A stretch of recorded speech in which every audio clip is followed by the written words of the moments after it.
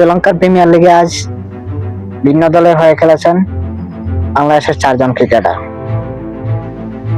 দিনের প্রথম ম্যাচে পেসার তাসকিন আহমেদের দল কলম্বো স্ট্রাইকার্সের মুখোমুখি হয়েছিল পেসার শরীফুল ইসলামের দল ক্যান্ডি ফ্যালকনস। টসে জিতে ফিল্ডিং এর সিদ্ধান্ত নেয় ক্যান্ডি ফ্যালকনসের হয়ে অভিষেক হয় পেসার শরীফুল ইসলামের।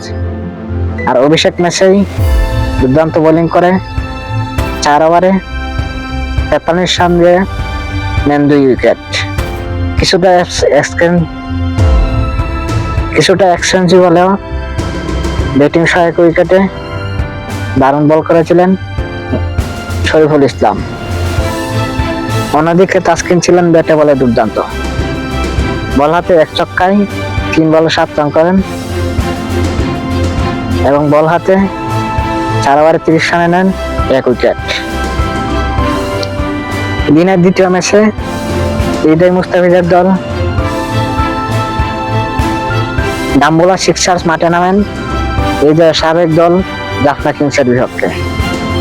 ডাম্বুলা সিক্সার্সের হয়ে মুস্তাফিজুর রহমান নিজের প্রথম ওভারেই কুশাল মেন্ডিজের উইকেট নিয়ে শুরু করেন। প্রথম 2 ওভারে 15 রান দিয়ে 1 উইকেট নেন। শেষের 2 ওভারে একটু এক্সপেন্সিভ ছিলেন মুস্তাফিজুর রহমান।